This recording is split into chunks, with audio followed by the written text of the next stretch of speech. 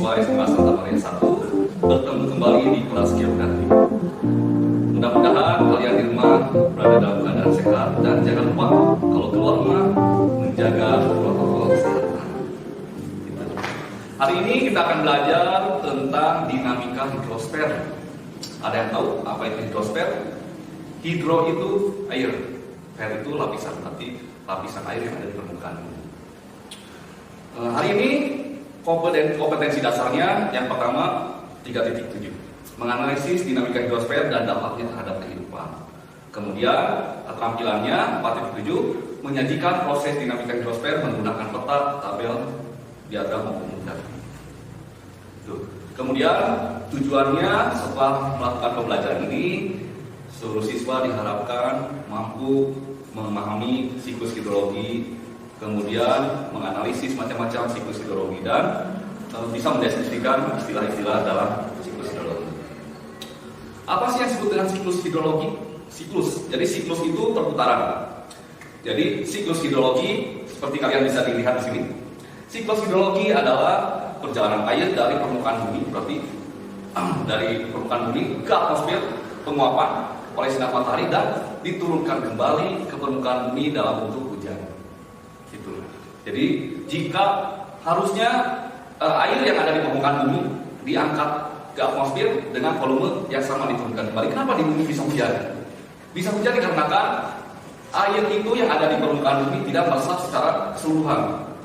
Meresapnya air di dalam tanah disebut infiltrasi. Gitu. Nah, ada unsur-unsur atau komponen-komponen yang terjadi dalam proses siklus hidrologi. Yang pertama ada penguapan. Penguapan itu disebut evaporasi. Jadi kalau air yang ada di daratan menguap oleh sinar matahari itu disebut evaporasi. Kemudian setelah penguapan berubah menjadi awan, itu namanya kondensasi. Itu. Kemudian setelah menjadi awan, kemudian mendung, turun hujan, itu disebut presipitasi. Setelah presipitasi masuklah air ke dalam tanah, itu namanya infiltrasi. Dan ada surface dan runoff. Kalau surface itu air yang mengenang, runoff itu air yang mengalir di permukaan. Nah, kalian bisa lihat gambar di samping ini adalah unsur utama yang terjadi pada proses siklus hidrologi.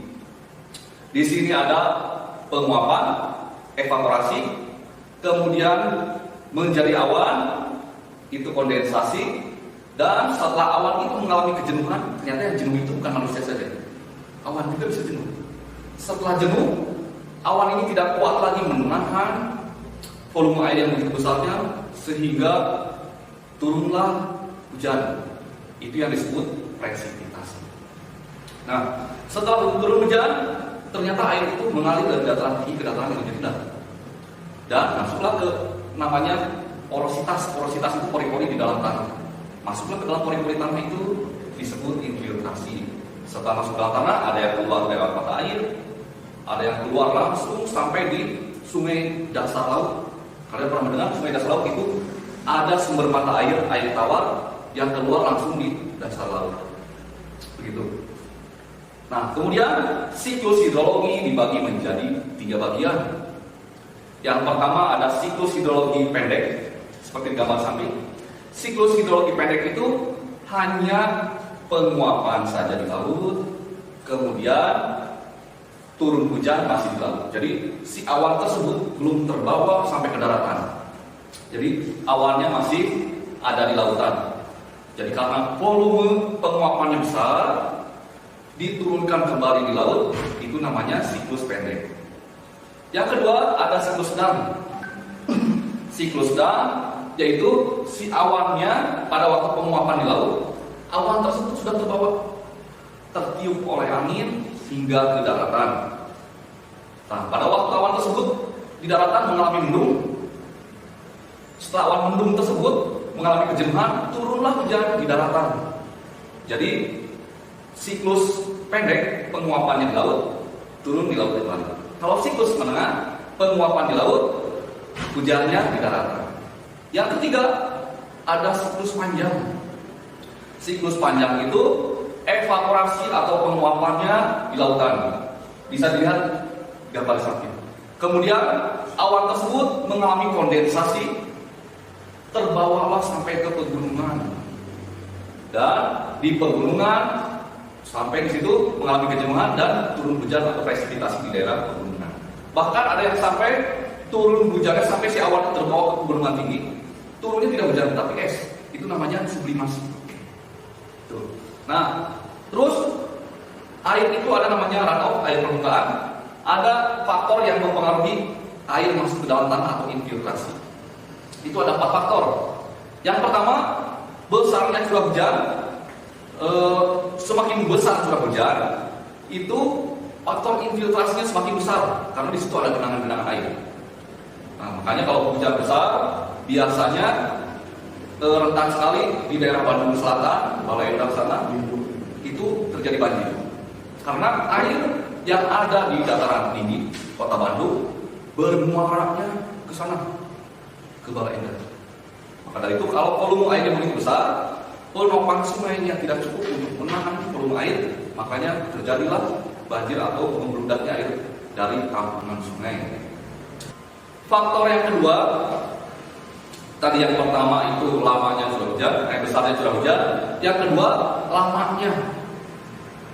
Semakin lama curah hujan, otomatis air yang diturunkan semakin intensif dan volumenya semakin besar. Itu juga akan mempengaruhi infiltrasi masuknya air ke dalam tanah. Yang ketiga ada vegetasi penutup.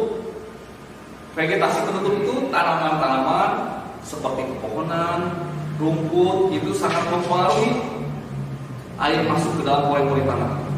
Jadi semakin manusia merubah lahan-lahan hijau menjadi lahan pemukiman, itu sangat mempengaruhi infiltrasi masuknya air ke dalam tanah. Kalau air tidak masuk ke dalam tanah, itu menjadi runoff, air limpasan. Sedangkan air limpasan itu berpotensi terhadap banjir. Maka dari itu, pertumbuhan penduduk yang sangat besar itu akan mempengaruhi pengurangannya lahan. Pengurangan lahan akibatnya banyaknya air limpasan dan sedikitlah air masuk ke dalam pori-pori tanah. Itu. Yang keempat, kemiringan lereng. Semakin miring lerengnya, air itu semakin sedikit masuk ke dalam tanah. Jadi kalau semakin miring lereng, banyaknya air menjadi air limpasan. Begitu saja.